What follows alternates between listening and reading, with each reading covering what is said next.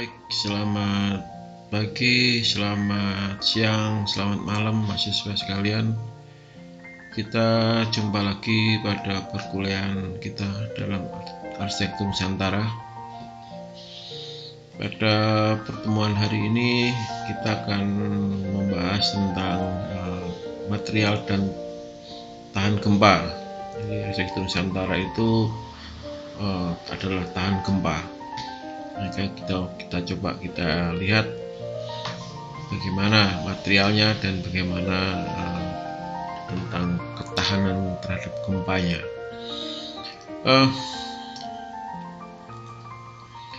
Kita kembali lagi ke dulu pernah kita sajikan bahwa wilayah Nusantara kita ini dikelilingi oleh oleh plate ya, India Australian plate ini. Di sini ada Sumatera Trench. Di sini Sumatera, perhatikan di sini juga ada di tengah pulaunya juga diletakkan juga. Di Jawa juga gitu, sebelah selatan di daerah daerah ini Nusa Tenggara juga ada Timor Trench ini. Di sini ada Aru Trench, ada lagi di Filipina Trench. Ini potensi-potensi untuk jadi lempengan-lempengan dari bumi itu ada seperti ini. Ini di Papua juga ada membelah pulau ya, jadi ini kemungkinan bisa adanya pergeseran. Jadi daerah sini yang paling sering ya, daerah sini. Jadi kita sering kadang-kadang ada gempa getaran kecil-kecil sampai yang besar, karena terjadilah pergeseran di sini. Bukan karena gunung meletus ya, tapi karena ada geseran lempengan ini, maka terjadi gempa, terus kadang-kadang ada tsunami dan sebagainya. Hal inilah yang membuat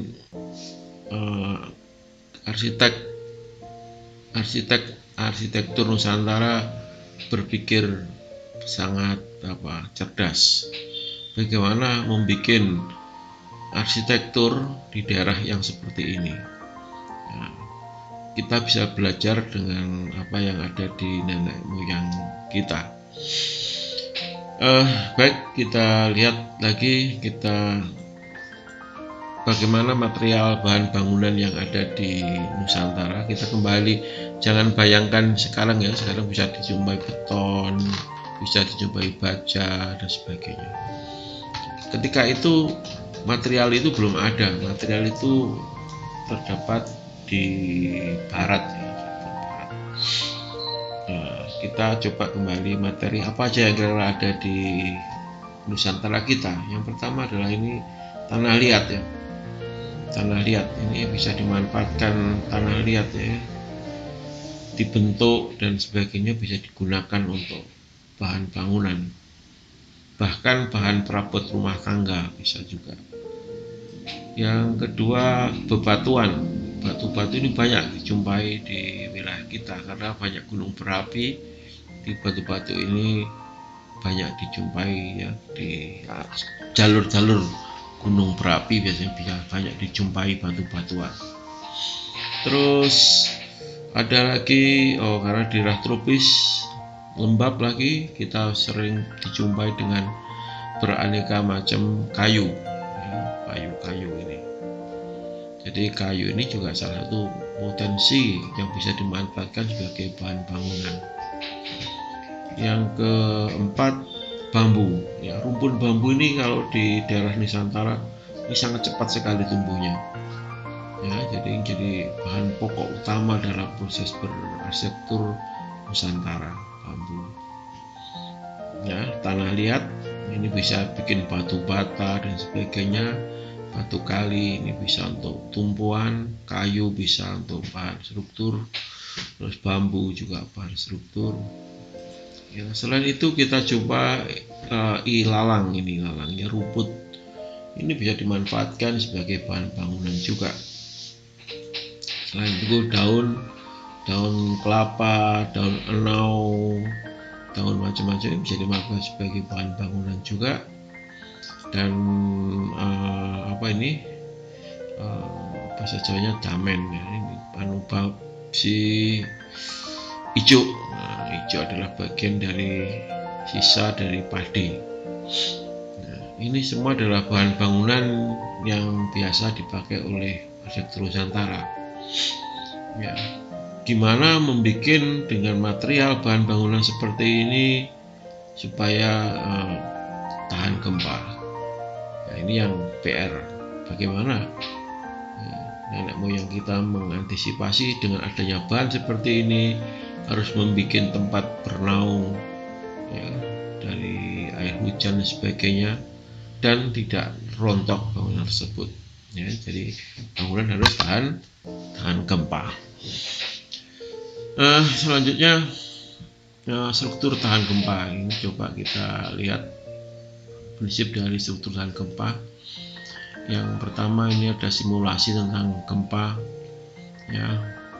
Pertama ada seismik ya, getaran seperti ini ya, gerakannya seperti ini, horizontal ini ya.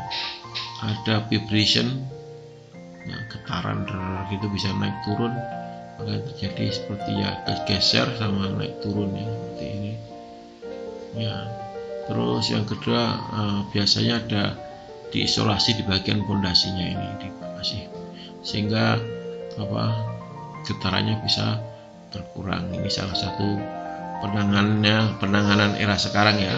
Kita bangun struktur beton bertulang, maka perhatikan sistem seperti ini.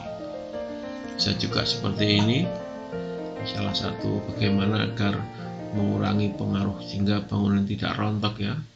Dikasih bentuk pondasinya seperti ini, dikasih penahan ya. Jadi mungkin detailnya seperti ini, sehingga dia kalau ada getaran ke kiri kasih shock breaker ya, sudah lontor itu ya. Jadi terjadi geseran, goncangan seperti ini. Nah, ini salah satu antisipasi daripada struktur tahan gempa. Nah, ini kalau pakai bahan baja dan beton seperti ini. Nah, gimana dengan bahan yang tadi yang kita bahas tadi, bahwa bahan yang kita jumpai nenek moyang kita itu adalah kayu, batu, tanah, dan bambu ya. Sambil ngopi. Nah, apa yang bisa dilakukan oleh arsitektur kita? Baik, kita coba lihat untuk melihat itu yang sudah saya lakukan ya, bulan Pak Harut juga lakukan penelitian. Kita coba ini bangunan yang ada di Lombok ya. Yang pertama adalah geleng, yang kedua ini pantek, dan yang ketiga adalah berugak. Kita coba masa bangunan ini, ketika terjadi gempa Lombok 2018, ketika bangunan tidak runtuh ya, tidak runtuh. Dengan bangunan yang lain adalah runtuh ya. Nanti bisa kita lihat, bisa di Google juga, bahwa bangunan modern yang dibangun dengan struktur beton bertulang, baja, semuanya rontok. Nah, sedangkan bangunan nenek moyang kita ini tidak rontok. Ada apa? Sudahkah memenuhi kaidah dengan tahan gempa? Nah, coba kita sebagai pembanding, sebenarnya tipe bangunan di Lombok ada banyak, ada sekitar 7 tipe, namun saya coba yang saya uraikan di sini hanya pakai 3 tipe ini.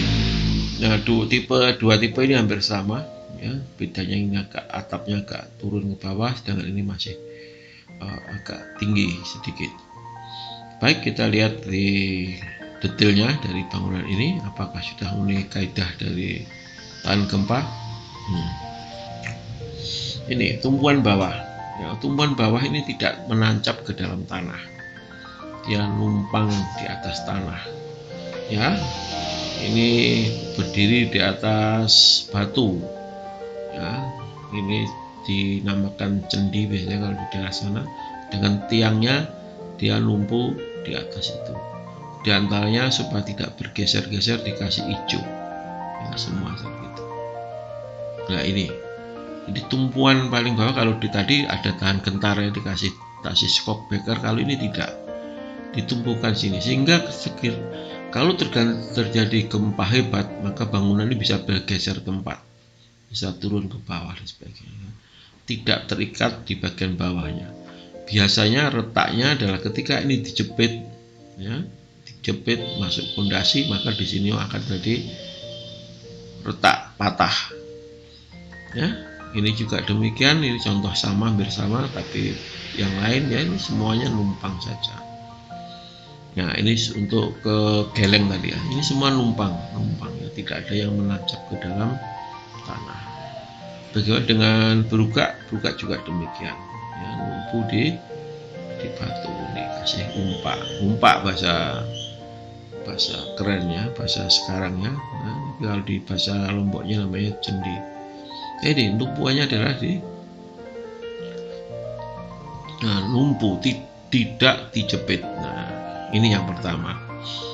Yang kedua adalah bahwa sambungan-sambungan ini tidak ada yang sifatnya jepit, namun yang terjadi adalah sendi. Dengan cara untuk mengakukan sendi tersebut maka diberi pasak. Ini contohnya pasak. Ya, kalau terus bergerak-gerak kan nggak mungkin ya, jadi harus dipasak supaya, jadi kalau terjadi getaran maka pasak ini dengan demikian akan lepas. Nah, untuk melepaskan pasak ini ya agak perlu waktu yang lama, jadi sehingga bangunan tetap tidak rontok namun masih bisa goyang-goyang. Itu ini contoh lagi. Selain itu, selain pasak juga ikat ya, tidak ada yang dipaku, yang nggak ada, jadi ikat, sehingga kalau terjadi gempa geseran masih lepas pelan-pelan ini ya, sehingga ketika gempa berakhir ya belum sampai lepas tapi sudah tidak terjadi keruntuhan bangunan. Jadi semua bangunan kita lihat terjadi adalah ikatan-ikatan dipasang ya, sehingga peran struktur ini masih berupa sendi ya, sehingga bisa berputar bergerak itu. Jadi seperti itu semua hampir ya. Demikian juga seperti ini semua ini hanya menancap terus gini, menumpang saja di sini ya, menumpang saja. Ini sehingga tidak ada yang terjepit sama sekali. Jadi semua berbentuk sendi. Demikian juga atapnya. Ini lihat bagaimana bentuk atapnya, bahannya bambu ya, bambu. Ini diikat, ini semua diikat. Ya, yang bawah ini terikat di atas ya, dan sebagainya. Jadi gitu, tumbuhannya hanya terikat ke atas, bukan bambu yang horizontal ini menumbuh, enggak, namun ini terikat di atas, mengikat atap ini. Lembar-lembar atap ini mengikat ini kakuan. Jadi ini semua adalah tali ya, perhatikan ya. Jadi semua diikat, tidak ada yang dipaku. Itulah sistem sendi ya, di dalam di berugak. Bagaimana dengan berugak juga demikian ya, dia tidak ada sistem yang gebet ya, dia masuk setelah itu dipasak. Ini pasak ya, ini pasak juga, sehingga kalau terjadi gerakan getaran, pasak ini pelan-pelan akan lepas, jatuh gitu ya. Nah, kalau sudah jatuh ya suatu saat akan lepas, namun sebelum lepas maka bangunan tersebut gempanya sudah berhenti. Untuk melepaskan ini perlu waktu yang lama. Nah, jadi bangunan berugak ini kalau nggak bisa lepas ya bisa bergerak, karena tadi tumpuannya, pondasinya tumpuannya di atas umpak. Kalau sulit lepasnya berarti bangunan bisa bergerak gitu ya, bisa lepas. Ini sistem cerdas sekali dari nenek moyang kita ya. Demikian juga ini struktur atapnya dari berugak. Perhatikan benar bagaimana bambu ini hanya menumpang ya, ini menumpang ya, bukan terpaku atau terjepit, enggak, hanya menumpang saja di atas. Kalau yang ini nok yang atas ini ini sama dengan yang sebelah sini tadi atapnya ya, tapi ini dengan tipe berugak tadi. Kalau kita lihat bagaimana sambungan di sini ya, ini sambungan di sini ini hanya masuk numpang saja ya, dalam purusan. Jadi ini masuk tidak ada paku sama sekali. Ini juga demikian, ini masuknya dari sini cret gitu kunci. Ini juga begitu, masuk ke sini, masuk purusan ini. Saya sebenarnya sudah bikin maket ya, namun kali ini saya belum bisa menyajikan ke Anda. Ya mungkin di saat yang lain nanti bisa Anda saksikan di channel saya bagaimana sistem sambungan untuk tadi untuk pantek untuk ya berugak ini bisa dilihat nantinya. Baik, ini juga demikian. Nah, ini tadi gambar yang tadi. Jadi kalau di atas ini ada purusnya masuk. Jadi ini semua ini masuk ke dalam ini juga masuk sini, sehingga ini hanya numpang saja. Kemungkinannya bergerak ada. Ini agak longgar bergerak. Nah, kekakuannya dengan jepit sini kanan ini. Nah, gitu ya misterinya sambungan kita, struktur kita. Nah, lihat, perhatikan ini. Juga demikian kita lihat ya, hanya masuk purus, ini masuk duluan yang panjang, numpang di atasnya, nah, seperti itu. Jadi struktur kita ini adalah struktur sendi, hampir semua sendi ya, dan gempa itu satu tidak boleh kepit ya, perhatikan. Nah, lalu dengan bahan yang ada adalah kayu.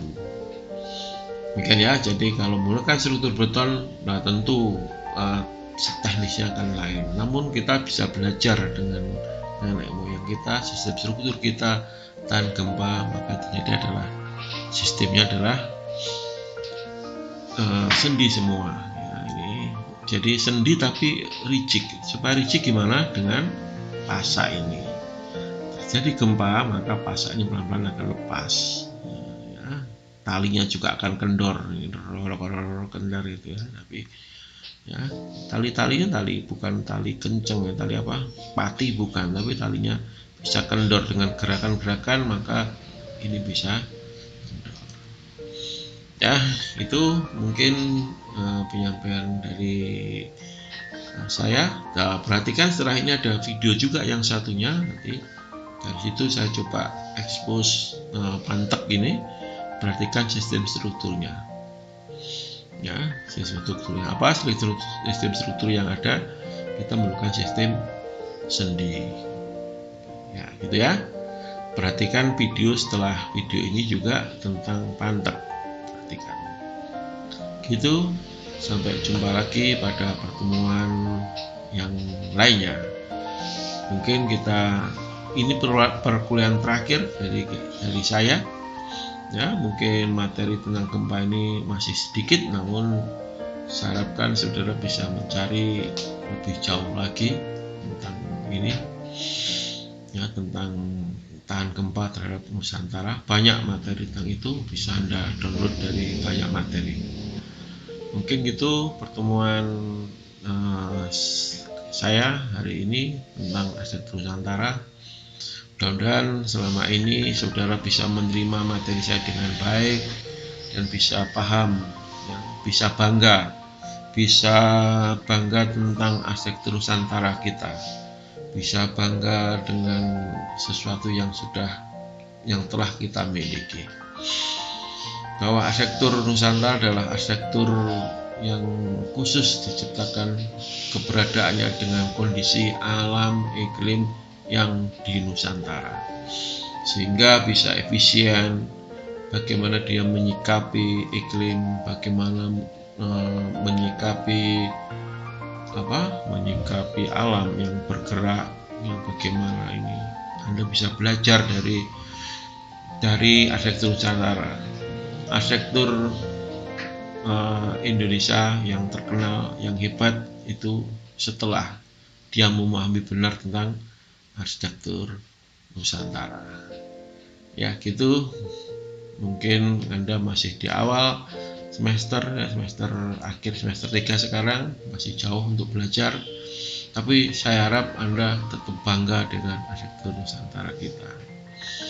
Mungkin gitu pertemuan terakhir kita mata kuliah arsitektur Nusantara. Sampai jumpa lagi pada mata kuliah yang lain dengan saya pada semester di depan nanti. Baik, itu saja. Sampai jumpa lagi dan selalu semangat. Salam arsitek untuk Anda sekalian, sukses selalu jadi arsitek yang baik, arsitek Nusantara. Sampai jumpa. Assalamualaikum warahmatullahi wabarakatuh.